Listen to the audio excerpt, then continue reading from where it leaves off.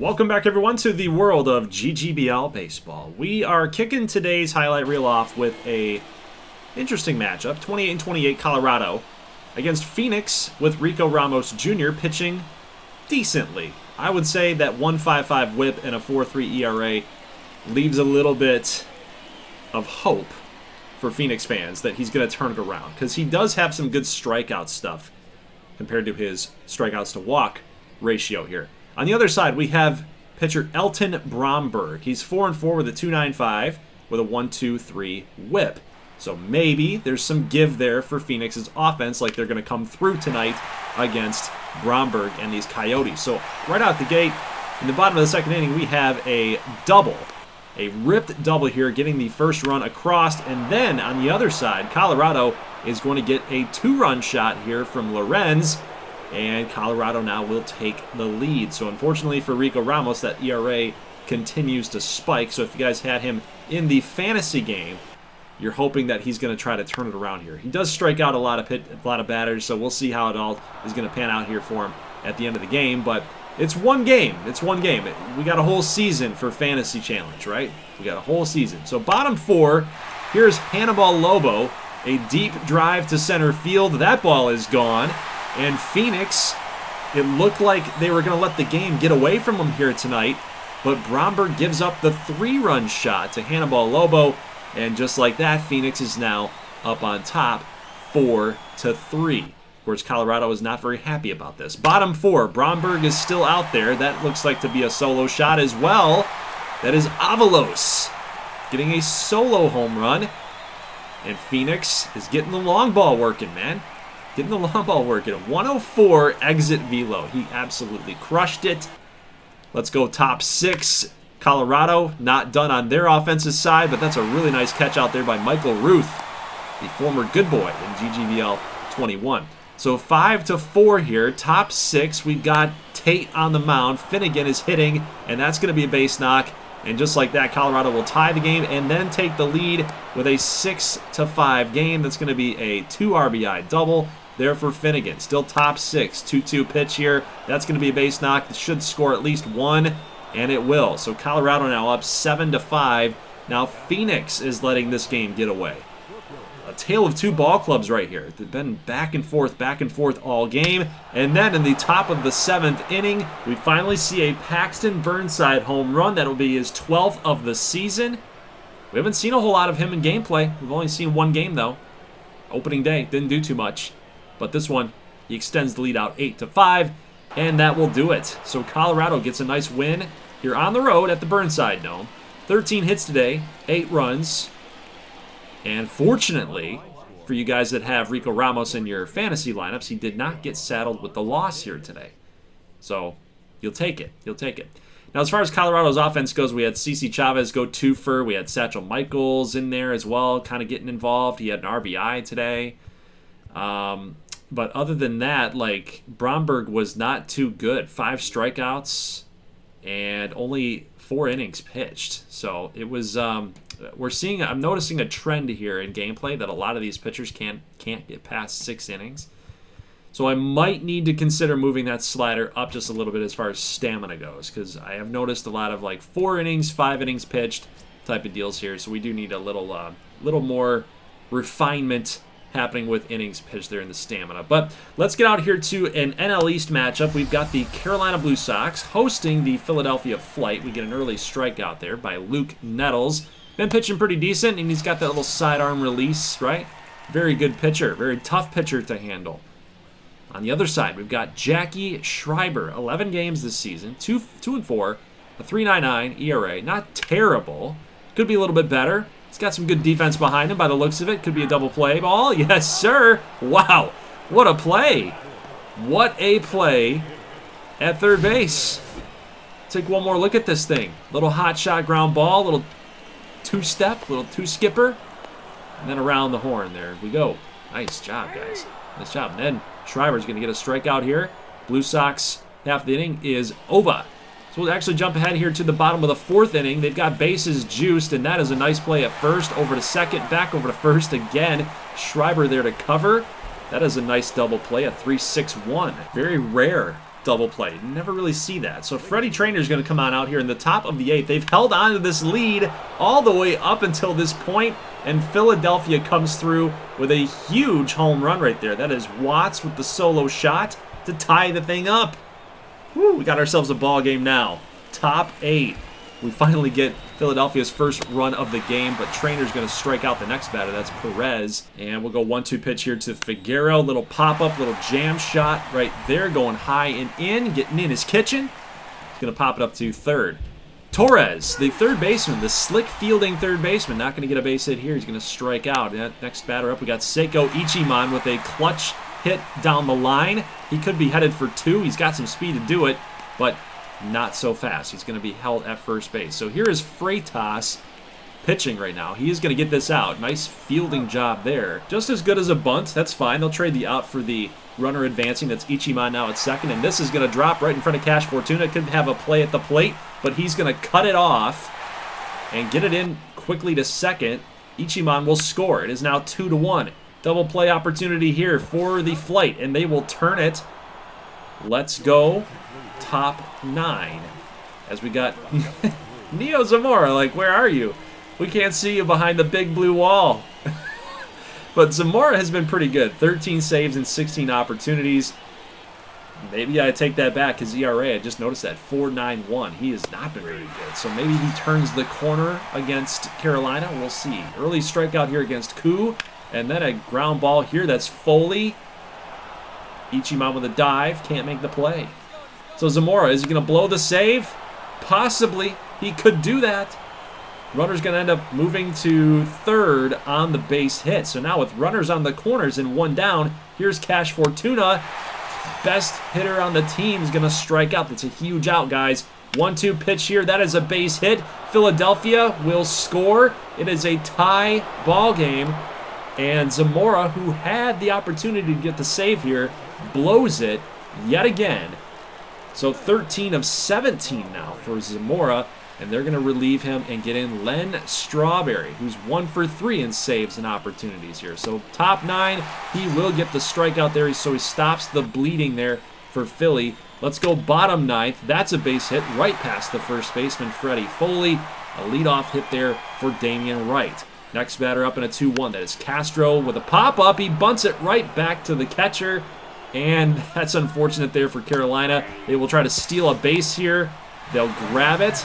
So they tried to get the bunt down. They couldn't. They get the extra base instead off the steal. Little ground ball here. Move their man up. Extra 90 feet. They're 90 feet closer to winning on a walk-off. Let's see if they can do it. 2-2 pitch here to Weiss. That is a base hit down the line. And the game is over. Carolina will win on a walk-off in the bottom of the 9th. They had the game. Like, they had most of the game in control. 1 run in the 4th inning. They didn't give up their first run until the 8th to Philly when they tied it. So, yeah, they had it in the bag. Every time that they gave the lead back to Philly, they got it back in the next inning. You saw that in the box score with the 8th and the 9th inning. And then eventually getting the W there. But Bobby Watts with the home run for Philadelphia. And Schreiber again. So again, we see that 4 innings like max, or like the average, about 4 innings to 5 innings for most of these pitchers. I got to consider, getting the starters' stamina up just a little bit on the sliders. Luke Nettles, if you're pitching good, though, you got 10 strikeouts today with 7 innings. I don't know. It might be like the manager hook. That might be something to consider, too. But the pitch counts have been pretty bad, too, in my opinion. Like guys that are only pitching 4 innings, their pitch counts seem to be pretty high. And kind of the same thing, maybe it's a quick counts issue. So more testing needs to happen. But let's talk about that a little bit later. Let's get into this matchup here. The Knights in the Pizzazz. Cool matchup. We haven't really seen this matchup. Even back in GGBL 21, we haven't seen that a whole lot. But LA currently winning the series. They're on the verge of a sweep at this point. So the stage has been set. Can New York, on the road, can they avoid the sweep? This team has not been beaten in gameplay. Okay? This is what we're setting this up for. The thumbnail would state, finally beaten? But really the question is can they be finally beaten in gameplay? And unfortunately, this is a game of inches. Bendito Ramriez, probably their best hitter for the Pizzazz. He just put that ball foul, and then the check swing, he strikes out. Meanwhile, that's a great play at third base. I mean, that's a really tough thing to do with the bare hand coming in like that. That's very, very tough. Now, Reagan Landish with a 2.66 and a 1.31. Decent strikeouts to walks. A 5-2 record. I like Reagan Landish. The problem with Reagan is that he had mentioned that he probably wants to get traded out of New York. This team is a first-place team in the East. Could be in the wild card race, actually, with Washington. But all in all, he's been pitching good for this team. So it's interesting that he doesn't really want to be there. But Janil Rivera with the base hit and the stolen base off of Landish. We got a 2-1 pitch here. The fireballer hit 99 on that fastball. That's a deep drive. Bendito will make the play.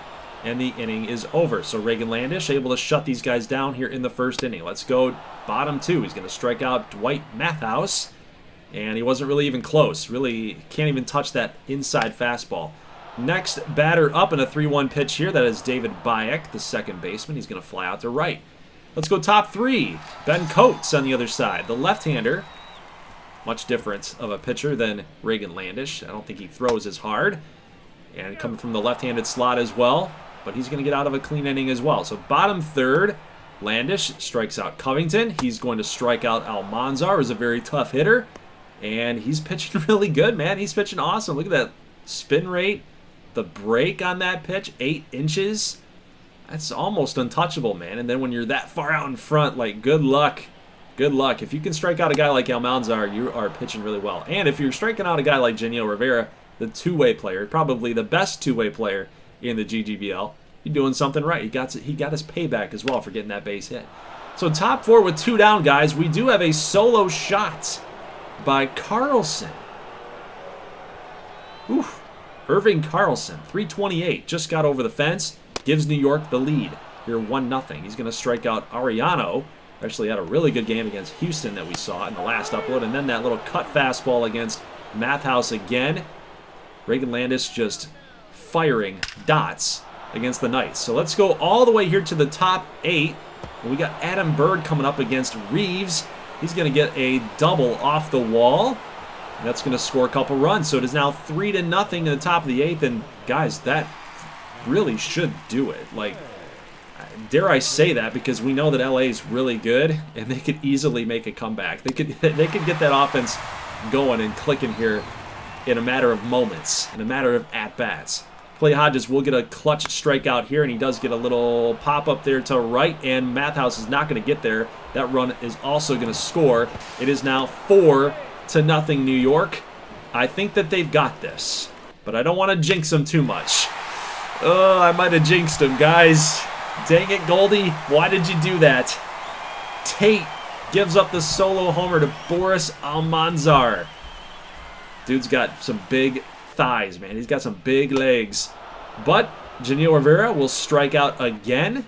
And that's the end of the 8th inning. We're going to hit here to the bottom of the 9th for Ken Fishman, who's been perfect in his opportunities here. He is the AL League leader on that side with 19 saves. Bender and Matos, both guys with 18 saves. He's going to get this one started off. A little pop-up there to third base. They'll make the play. 1 down. 1-2 pitch here to Lederman. He's going to lift the fly ball. That is deep out to right, but playing it perfectly out there. We got 2 down. 1-2 pitch. Cortez swing and a miss, and there you go.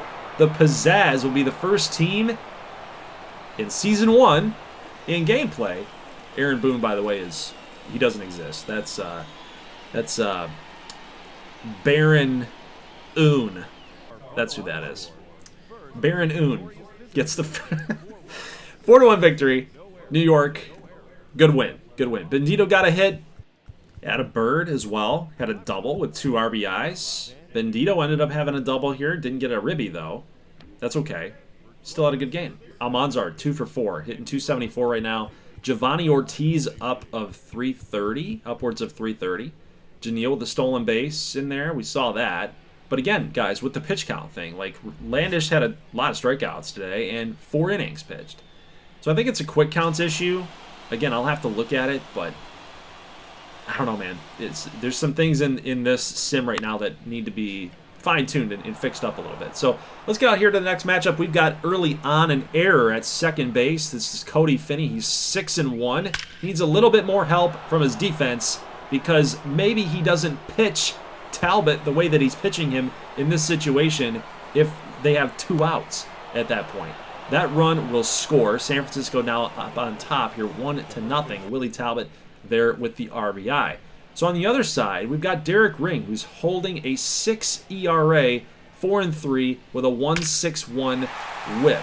So if anything, St. Louis should be able to come back from this early 1-0 deficit. And it looks like they're getting ready to do that because now they got the runner in scoring position. Their offense is in business. That is Harvey Hamel with the early double. Next batter up with 1 down. We've got a 2-2 pitch to Andrew Donovan, probably their star for St. Louis, ripping this to the wall and tying this baby up. So Donovan comes through in the clutch, and St. Louis ties it up. Next batter up here in the bottom of the 2nd inning. Whoa, whoa, whoa. We've got a great play by Robert Hayes at first base with the dive. I didn't know that he had a lot of defense in his game.